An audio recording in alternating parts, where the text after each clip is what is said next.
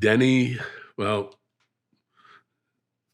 Mindy DiBonato, who was Jilly's father, again, nicknames.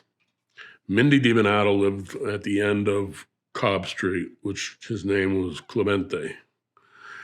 So he lived in Denny DiTullio's house.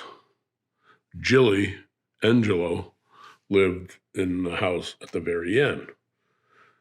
Now, across the street is Jilly's son, John DiBonato. But in between Jilly's house and Mindy's house was this manicured garden, which was just absolutely unbelievable. I mean, tomatoes, tomatoes, tomatoes, tomatoes, plum tomatoes, peppers, eggplants, lettuce, pole beans. It was just absolutely unbelievable. And in the back of the house was this alcove that went down the stairs into Mindy's cellar, which went into the wine cellar. He always had this milk crate, and he'd sit right there. He'd sit right in this alcove like this, and we'd come walking through or something. You never saw him, a little bit of a man, and we'd come through, and we'd probably go down the river fishing or something, and we'd want to reach in and grab a pepper.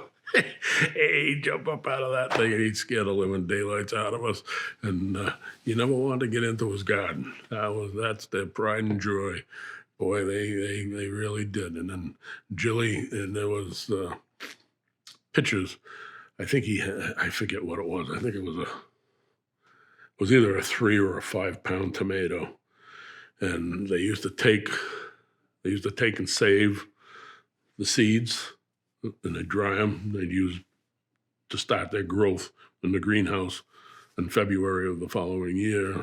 They probably canned 150 quarts a year of tomatoes for sauce and whatnot. So it was just unbelievable. I mean, you would never, just out of that garden.